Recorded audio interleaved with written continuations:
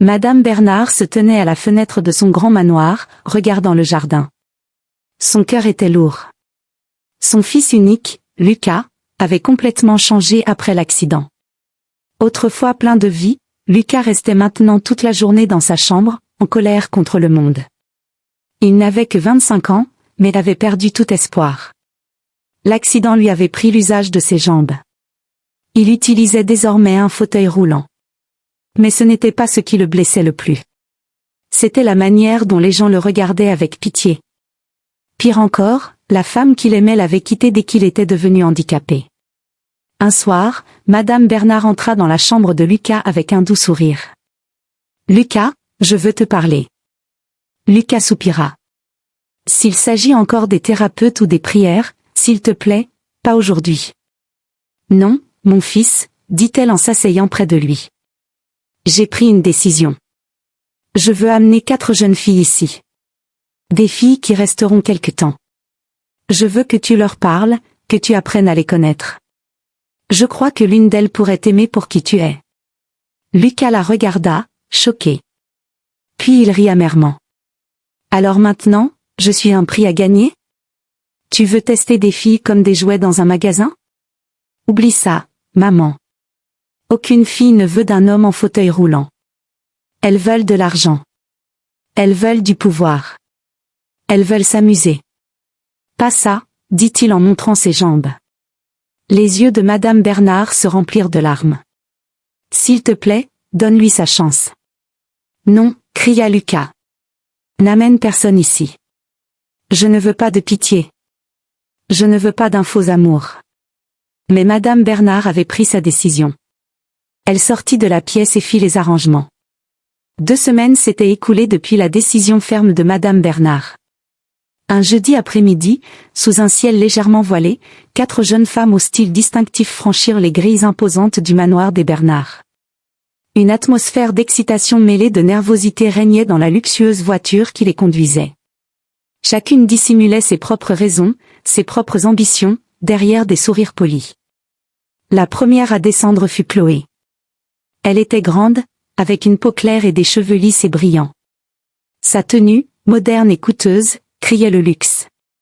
Elle venait d'une famille aisée, mais son ambition était sans limite. Elle visait un homme encore plus riche, capable de lui offrir un statut social inégalé. Elle était audacieuse, presque arrogante, convaincue que sa beauté était une monnaie d'échange suffisante. Derrière elle se tenait Léa, d'une élégance plus classique. Son regard était perçant, calculateur. Son rêve n'était pas seulement la richesse, mais la célébrité. Elle aspirait à devenir une star de télévision et était persuadée qu'un mariage avec l'héritier des Bernard lui ouvrirait toutes les portes des médias et de la haute société. Sa confiance en elle était froide, presque intimidante. Puis vint Manon. Elle arborait un visage doux, presque enfantin, qui contrastait étrangement avec la vivacité de son regard. Elle savait jouer de son apparence innocente, mais elle cachait une langue acérée et un esprit pragmatique. Manon adorait le luxe, les vêtements de marque, les bijoux, et n'avait aucun scrupule à utiliser les hommes pour financer son train de vie. Pour elle, c'était un jeu. Enfin, il y avait Élise. Elle était la dernière à sortir du véhicule, plus discrète, vêtue simplement d'une robe modeste. Son regard était doux, un peu triste. Élise venait d'un milieu très modeste. Son père était décédé des années auparavant, laissant sa mère se débattre pour élever ses enfants en vendant des légumes au marché. La pauvreté, elle connaissait. Elle était venue par désespoir, poussée par l'extrême besoin de sa famille, mais sans la duplicité des autres. Elles furent accueillies avec une déférence protocolaire par le personnel de maison majordome, femmes de chambre qui les guidèrent à travers les immenses couloirs marbrés vers leurs chambres respectives, toutes somptueuses. Un peu plus tard, Madame Bernard elle-même vint les saluer dans le grand salon. Son attitude était courtoise mais empreinte d'une autorité naturelle. « Je suis heureuse que vous soyez toutes là », commença-t-elle, son regard balayant chaque visage. « Vous serez nos invités pendant les 2 prochaines semaines. Mon fils, Lucas, réside ici. L'objectif de votre séjour est de faire sa connaissance, d'apprendre à le connaître. » Elle marqua une pause délibérée, laissant ses mots résonner. « Cependant, je tiens à ce que vous sachiez une chose, Cette maison voit tout. Elle entend tout. Je ne parle pas seulement de mes yeux ou de ceux du personnel. Je parle de la vérité qui finit toujours par se révéler. Surveillez vos paroles, vos actions, et surtout, l'intention de votre cœur. Les jeunes filles, impressionnées par le cadre et l'autorité de leur hôtesse, hochèrent la tête avec une politesse de circonstance. Chloé et Léa échangèrent un regard entendu, pleinement conscientes du « jeu » qui commençait. Manon afficha un sourire mielleux. Seule Élise écouta ces paroles avec une certaine gravité, sentant confusément que cette épreuve était bien plus qu'un simple concours de charme. Le décor était planté, et les prétendantes s'apprêtaient à jouer leur rôle sur cette scène luxueuse, ignorant que chaque geste serait effectivement scruté, bien au-delà de ce qu'elles pouvaient imaginer. Le soir même, la première rencontre eut lieu. Les 4 jeunes femmes, parées de leurs plus belles tenues, attendaient dans le vaste salon, nerveuses. L'atmosphère était tendue. Lorsque la porte s'ouvrit, ce fut Lucas qui fit son entrée, poussant lui-même les roues de son fauteuil roulant. Un silence lourd s'installa. Son visage était un masque fermé, ses yeux, d'un bleu glacial, parcoururent l'assistance sans la moindre étincelle de bienvenue. Il ne dit pas un mot, se contentant de les dévisager une à une avec une intensité dérangeante. Ce fut Chloé qui, la première, brisa le silence, chuchotant assez fort pour être entendue, « Il est plutôt séduisant, dommage qu'il soit si impoli. » Un sourire ironique et amer retroussa les lèvres de Lucas. « Parce que je ne vous ai pas invité, » rétorqua-t-il d'une voix tranchante comme un couperet. « Vous n'êtes ici que pour participer au plan absurde de ma mère. C'est la seule raison de votre présence. » Manon, feignant l'incompréhension, intervint avec une fausse innocence. « Absurde ? Que voulez-vous dire par là ?» Lucas se tourna vers elle, son regard s'assombrit. « Vous me prenez vraiment pour un idiot ?» s'exclama-t-il, sa colère contenue éclatant soudain. « Vous voyez ce manoir, ses richesses, et vous vous imaginez que vous pouvez jouer la comédie, simuler des sentiments que vous n'éprouvez pas ? Laissez-moi vous épargner tout effort, rien de ce que vous ferez ne fonctionnera. Je m'engage à vous faire fuir d'ici bien avant la fin des 2 semaines. » Léa, essayant de sauver les apparences, afficha son sourire le plus radieux et tenta une approche conciliante. « Monsieur Lucas, nous sommes simplement venus pour faire votre connaissance, c'est tout. » « Épargnez-moi ce numéro, » tonna-t-il, la coupe en net. « Vous ne voulez pas me connaître. Vous voulez connaître mon compte en banque. C'est la seule chose qui vous intéresse ici. » Pendant tout cet échange, une seule était restée parfaitement silencieuse, Élise. Elle n'avait pas prononcé un mot, n'avait pas esquissé un sourire forcé. Elle se tenait un peu en retrait, observant la scène. Lorsque le regard furieux de Lucas se posa enfin sur elle, elle ne baissa pas les yeux. Elle le regarda simplement, et dans son regard à elle, il n'y avait ni peur ni calcul, mais une profonde tristesse, une forme de compassion qui sembla le déstabiliser une seconde. Sans un mot, elle se détourna et quitta le salon doucement, laissant derrière elle un léger parfum de discrétion et de dignité.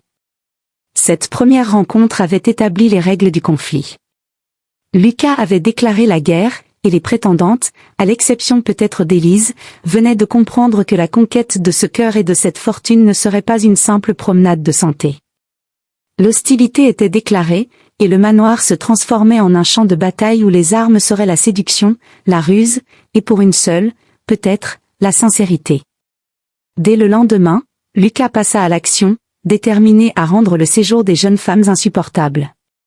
Il transforma sa colère en une stratégie d'usance quotidienne. Pendant les repas, il s'installait à table avec un visage renfrogné et refusait catégoriquement d'engager la conversation.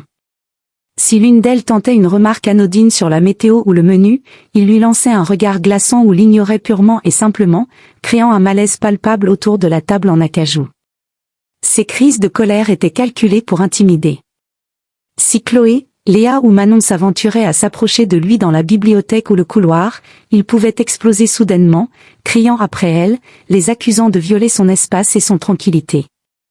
Un matin, alors que Manon, croyant bien faire, lui souhaitait un « bonjour » enjoué en pénétrant dans la bibliothèque, il saisit un livre lourd sur son bureau et le lança violemment contre le mur, à quelques centimètres seulement d'elle. Le bruit sourd fit sursauter toute la maison. Manon, blême, recula d'un bond, la main sur la bouche. Il avait aussi pour habitude de se déplacer brusquement en fauteuil roulant dans les couloirs, frôlant délibérément les jeunes femmes pour les bousculer légèrement, ou de passer près d'une table basse et de faire tomber un bibelot ou un magazine avec un bruit sec, les faisant sursauter. C'était une guerre psychologique, une manière de leur rappeler constamment sa présence hostile et son rejet. Exaspérée, Chloé courut un jour se plaindre à Madame Bernard. « Madame, votre fils est incontrôlable. Nous sommes venus ici avec de bonnes intentions et il nous traite comme de la boue. Il est franchement méchant. » Madame Bernard, imperturbable, l'écouta puis répondit avec un calme déconcertant, « Ma chère, personne ne vous retient ici contre votre gré. Vous êtes une invitée, et vous êtes libre de repartir à tout moment si les conditions ne vous conviennent pas. » Cette offre de sortie, personne ne la saisit. L'appât du gain et du statut était trop puissant. Chloé, Léa et Manon serrèrent les dents, décidées à endurer l'orage pour la récompense finale.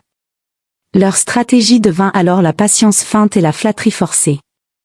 Seule Élise adopta une attitude radicalement différente. Elle ne chercha jamais à s'asseoir à côté de Lucas lors des repas, ni à forcer une conversation. Au lieu de cela, elle se rendit utile. On la trouvait souvent dans la cuisine, et dans la cuisinière, Madame Dubois, à éplucher les légumes ou à laver la vaisselle. Elle sortait dans le jardin et proposait son aide au vieux jardinier, Jean, pour arroser les massifs de fleurs ou désherber. Elle parlait peu, souriait simplement, et semblait trouver une forme de paix dans ses tâches simples. Un matin, alors qu'elle arrosait des rosiers près de la terrasse, Lucas passa en fauteuil roulant. Leurs regards se croisèrent. « Bonjour, dit-elle doucement, sans empressement, sans crainte. » Il ne répondit pas, pressant le pas de son fauteuil. Mais il avait remarqué. Il avait vu qu'elle n'avait pas eu ce mouvement de recul, ce tressaillement qu'il provoquait chez les autres. Elle n'avait pas affiché ce sourire faux et crispé qu'il détestait tant. Sa voix était calme, posée. L'impression qui subsista en lui fut une seule chose, authentique. C'était la première petite fissure dans l'armure de colère qu'il s'était forgée. Un après-midi, alors que le soleil tapait fort, Lucas, depuis la fenêtre de sa chambre, observait les 4 jeunes femmes se prélasser au bord de la piscine. Chloé, Léa et Manon, vêtues de maillots onéreux et de paréos luxueux, sirotaient des jus de fruits exotiques en riant trop fort, jetant des regards avides vers les différentes façades du manoir. Leur hypocrisie lui soulevait le cœur. « Elle ne voit que l'argent, » murmura-t-il avec dégoût. « Eh bien, je vais leur montrer à quoi elles se sont engagées. » Il convoqua la gouvernante et lui donna des instructions. Peu après, les 4 jeunes femmes étaient priées de le rejoindre dans le salon pour une visite guidée de la propriété. Intriguées et ravies de cette initiative, elles le suivirent alors qu'il menait le cortège en fauteuil roulant. Il leur montra le jardin à la française, impeccablement entretenu, la somptueuse maison d'amis, le mini-cinéma privé avec ses fauteuils de velours rouge, et même le petit musée familial où s'entassaient des œuvres d'art et des souvenirs de voyage. Les yeux de Chloé, Léa et Manon brillaient de convoitise. « C'est une mine d'or », chuchota Chloé à l'oreille de Léa.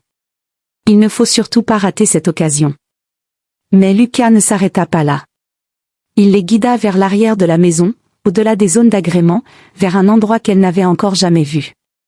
Le chemin devint de la terre battue, puis ils débouchèrent sur une petite parcelle de terre labourée, un potager où plusieurs employés s'affairaient à planter des légumes. L'air sentait l'humus et la terre fraîche. Le sol était meuble et légèrement boueux par endroits. Lucas se tourna vers elle, un sourire cynique aux lèvres. « Mesdames, voici une partie importante de la vie de cette maison. À partir de demain, et pour chaque jour restant de votre séjour, toute fille qui souhaite rester sous ce toit devra travailler ici, dans ce potager, pendant 1 heure chaque matin. » Il marqua une pause pour laisser ses mots faire effet. Règle, pas de maquillage, pas de téléphone, pas d'aide extérieure. Juste vos mains, la terre, et les outils. Ce fut un tollé immédiat. « Quoi ?» s'écria Chloé, horrifiée. « Vous plaisantez ? Vous voulez que je touche à la terre avec ses mains ?» Elle tendit ses mains aux ongles parfaitement manucurés. Manon éclata d'un rire nerveux. « On a l'air de fermière, non ? C'est une blague ? » Léa, le visage fermé, croisa les bras. « C'est n'importe quoi. Vous vous croyez tout permis parce que vous êtes en fauteuil ? Pendant que les 3 autres protestaient avec véhémence, Élise, elle, resta silencieuse. Sans un mot, elle s'approcha d'un des jardiniers qui lui tendit une paire de gants. Elle les refusa d'un geste doux. Elle enleva ses sandales, retroussa le bas de sa robe simple et, pieds nus, marcha résolument dans la terre meuble pour rejoindre un plant de tomates. Elle se mit à genoux et commença à désherber avec des gestes précis, comme si elle avait fait cela toute sa vie. Lucas, surpris par son attitude, s'approcha d'elle. « Pourquoi tu ne te plains pas ?» demanda-t-il, la voix moins dure que d'habitude. Élise leva les yeux vers lui, son visage serein malgré la chaleur. « Parce que je n'ai pas peur du travail. J'ai grandi en faisant ça. Chez moi, cultiver son potager, c'est une question de survie. » Sa réponse, simple et directe, frappa Lucas. Pendant ce temps, Chloé, Léa et Manon, avec des mines dégoûtées, tournaient déjà les talons et retournaient vers le confort du manoir en maugréant, laissant Élise seule dans la boue, devenant sans le savoir la première à passer avec succès le test impitoyable de Lucas. Quelques jours plus tard, Madame Bernard convoqua les 4 jeunes femmes dans le grand salon. Assise dans un fauteuil qui ressemblait à un petit trône, elle les regarda avec un sérieux nouveau. « Mesdemoiselles, lorsque je vous ai invitées ici, je vous ai promis une récompense pour celle qui saura gagner le cœur de mon fils. Initialement, je pensais à une somme de 10 millions. » Les pupilles des 3 premières filles se dilatèrent. « Cependant, ajouta Madame Bernard, j'ai changé d'avis.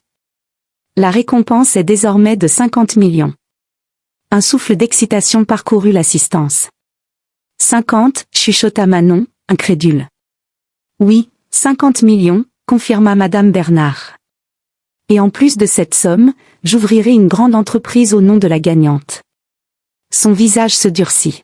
« Mais écoutez-moi bien. Ceci n'est pas un jeu. Je ne vois pas chez vous d'efforts sincères.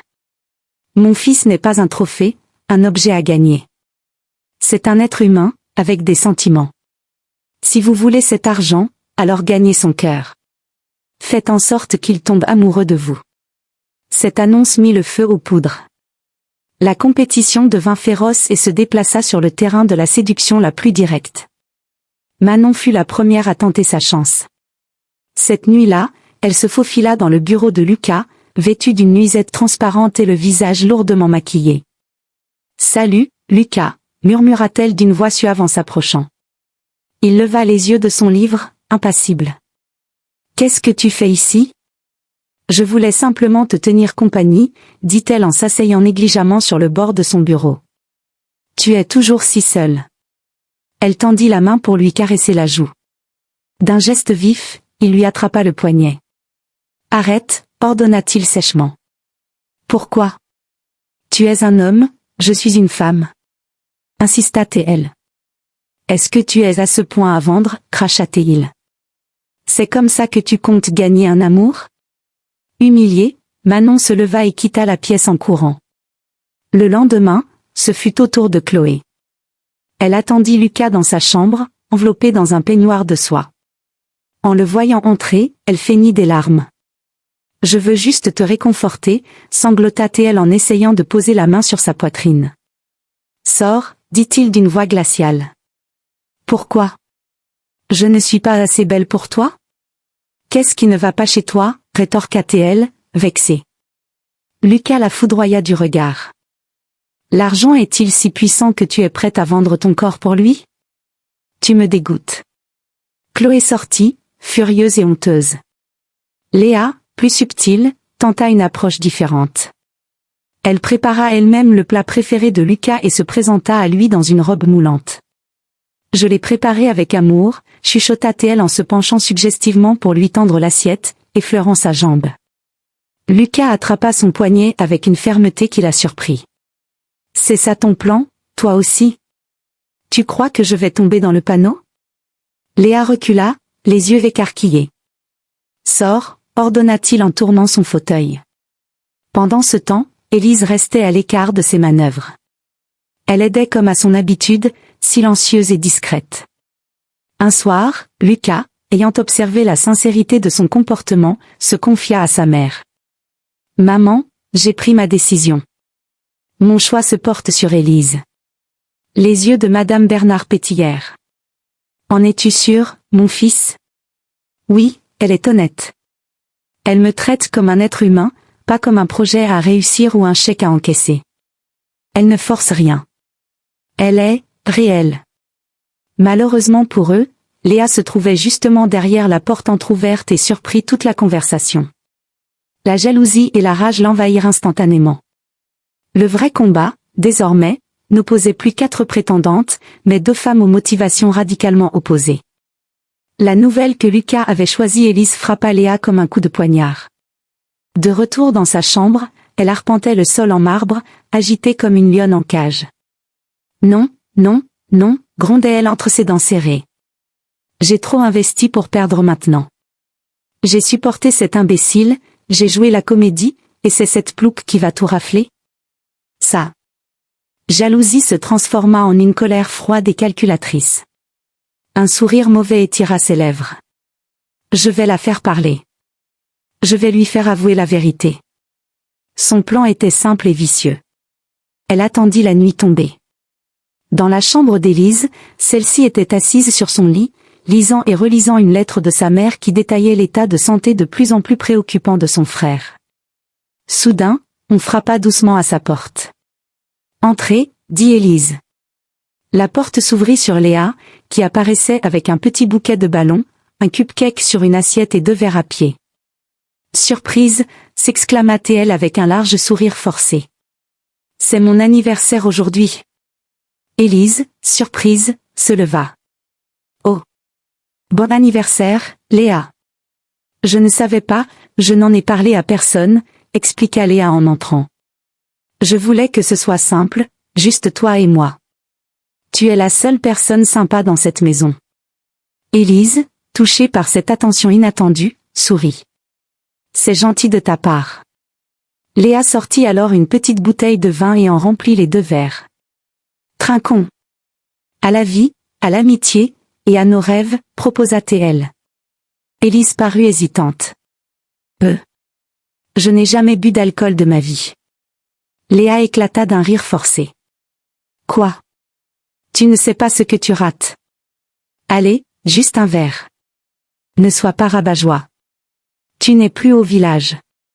Élise, se sentant obligée et ne voulant pas paraître impolie, finit par accepter. Elle trépa ses lèvres dans le verre et fit une grimace. C'est amer. C'est toujours comme ça au début, l'encouragea Léa. Continue, tu vas voir, tu vas aimer. Quelques gorgées plus tard, les joues d'Élise étaient écarlates et elle avait des rires un peu niais. Le vin, auquel elle n'était pas habituée, lui montait rapidement à la tête. Profitant de son état d'ivresse naissant, Léa, avec une dextérité de pickpocket, sortit son téléphone, le posa discrètement sur une chaise à côté d'elle et activa l'enregistrement vocal. Élise, commença-t-elle d'une voix doucereuse, dis-moi la vérité. Pourquoi es-tu à tes risques venue ici? Élise, les paupières lourdes, répondit avec une lenteur pâteuse, pour l'argent, bien sûr. Léa se pencha, avide. Quel argent? Les 50 millions. Bredouilla Élise. J'en ai besoin pour mon frère. Il est très malade. Il faut l'emmener à l'étranger. Léa sourit, triomphante. Et est-ce que tu aimes Lucas? Demanda-t-elle, tendant son piège. Élise secoua la tête avec lourdeur. Mais, je l'aime bien. Je ne suis pas venue pour l'amour. Je suis venue pour l'argent. J'aime l'argent. Le cœur de Léa bondit de joie. C'est bon. J'ai ce qu'il me faut. Elle éteignit son téléphone et feignit un bâillement. Bon, allez, on va dormir. Élise, complètement ivre et épuisée, s'endormit presque instantanément. Léa se pencha sur son visage endormi et murmura avec mépris, « Idiote. On va voir comment ta grande bouche va te sauver demain. » Le piège était refermé. Elle tenait la preuve qui, selon elle, allait éliminer sa rivale et lui ouvrir les portes de la fortune. Le lendemain matin, le soleil inondait le manoir d'une lumière crue. Léa, parée comme pour une victoire, se présenta dans le petit salon où Madame Bernard lisait. « Bonjour, Madame », lança-t-elle d'une voix sucrée.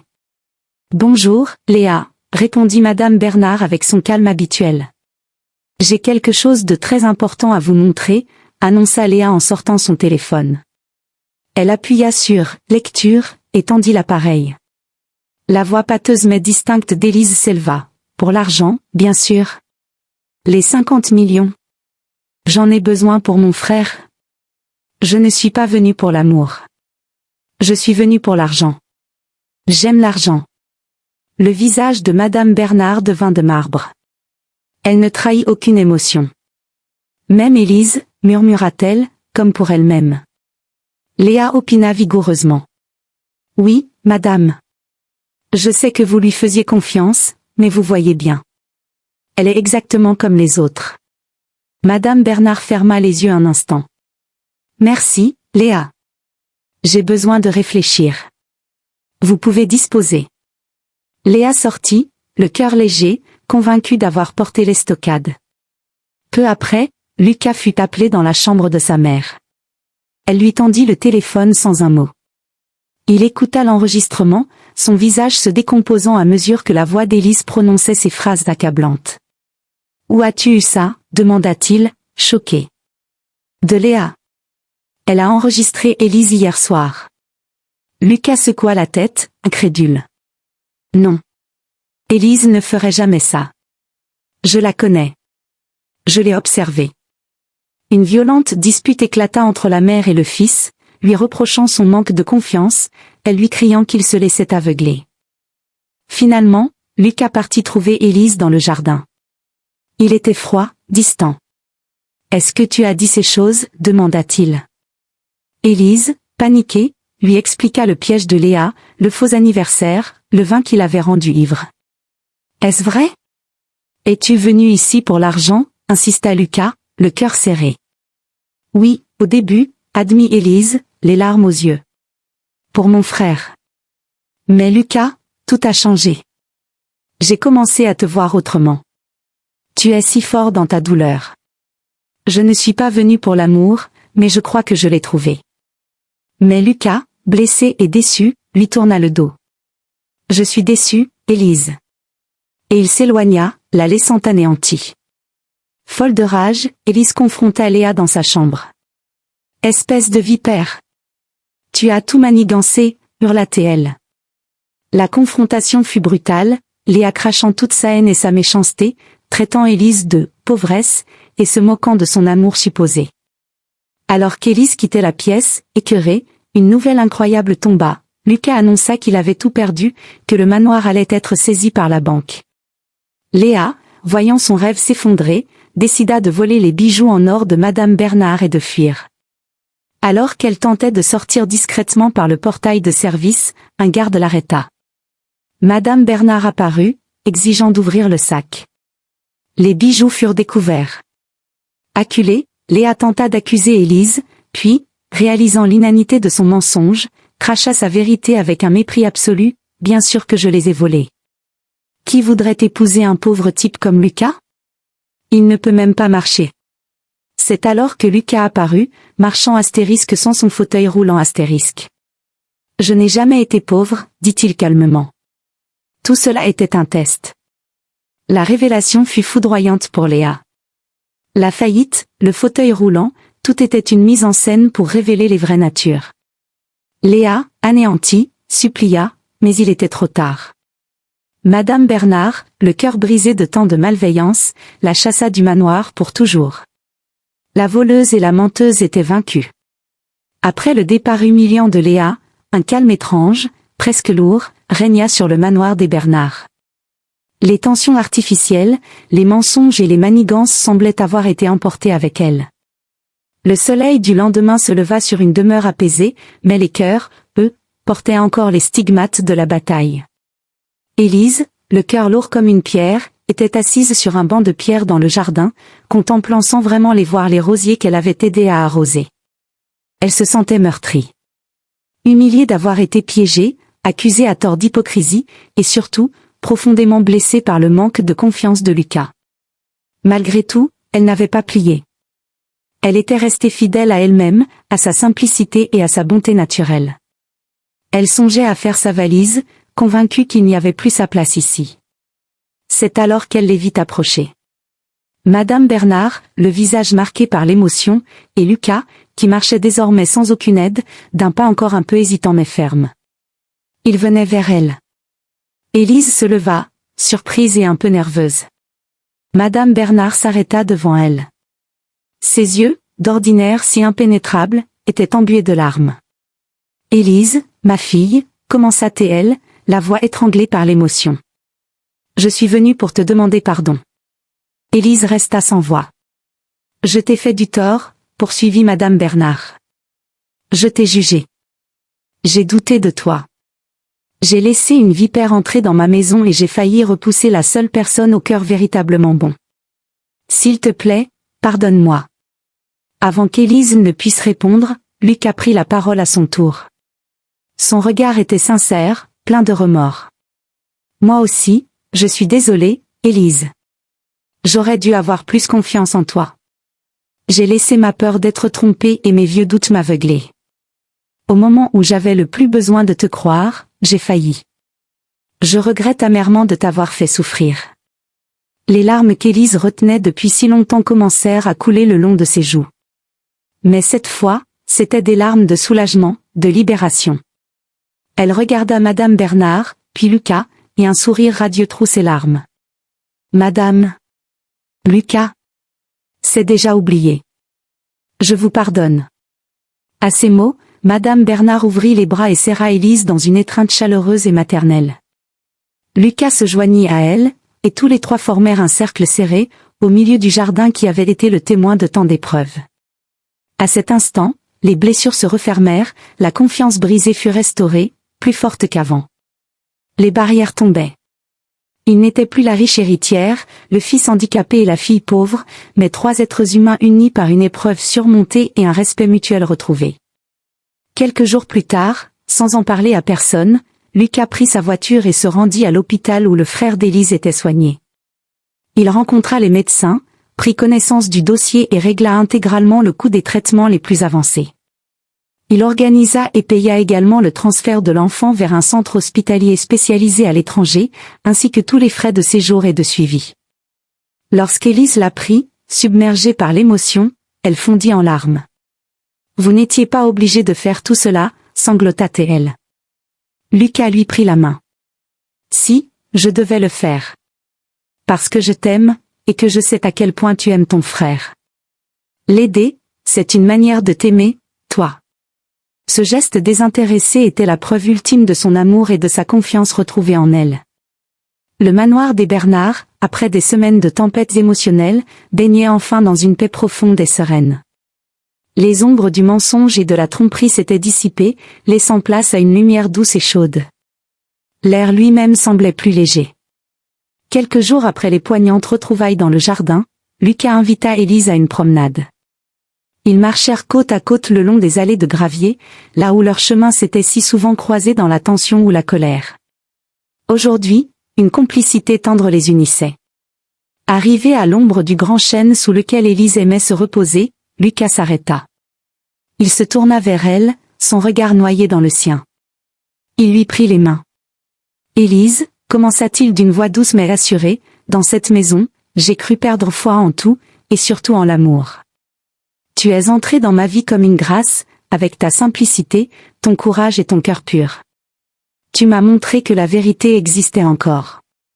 Tu m'as redonné le goût de vivre, et de marcher. » Il plongea la main dans sa poche et en sortit un écrin de velours. S'agenouillant avec une certaine solennité, il l'ouvrit, révélant une bague ornée d'un simple diamant étincelant. « Élise, veux-tu me faire l'honneur de devenir ma femme ?» Les yeux d'Élise se remplirent de larmes de bonheur. Elle n'eut même pas besoin de réfléchir. « Oui, » murmura-t-elle, la voix tremblante d'émotion.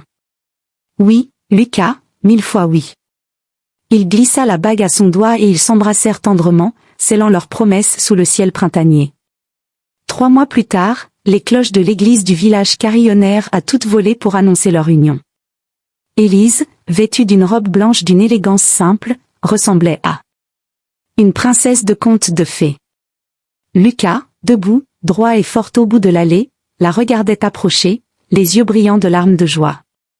Lorsqu'elle le rejoignit, il lui sourit, un sourire franc et heureux qu'elle ne lui avait jamais vu. Madame Bernard, assise au premier rang, pleurait sans retenue, le cœur gonflé d'un bonheur qu'elle n'aurait jamais osé espérer pour son fils. Les invités, touchés par l'authenticité de cet amour, applaudirent avec chaleur lorsque les deux époux échangèrent leurs vœux. « Vous pouvez embrasser la mariée », annonça le prêtre. Lucas souleva délicatement le voile d'Élise et l'embrassa avec une tendresse qui disait toute la profondeur de son amour. L'assistance tout entière explosa de joie. 9 mois après le mariage, le bonheur des jeunes époux fut couronné par la naissance d'une magnifique petite fille, qu'ils prénommèrent Joie, comme un écho à leur propre renaissance. Lucas tenait son enfant avec une fierté et une tendresse infinie. Madame Bernard, devenue grand-mère, rayonnait d'une sérénité heureuse. Le manoir, autrefois théâtre de drames et de conflits, était désormais rempli des rires d'un bébé, de la paix des cœurs apaisés et du vrai bonheur, construit non pas sur l'argent, mais sur les fondations solides de l'amour véritable, du pardon et de la sincérité. Ils vécurent, comme dans les plus beaux contes, heureux pour toujours, entourés de l'affection qui avait su triompher de toutes les épreuves. Abonnez-vous pour ne pas rater nos vidéos.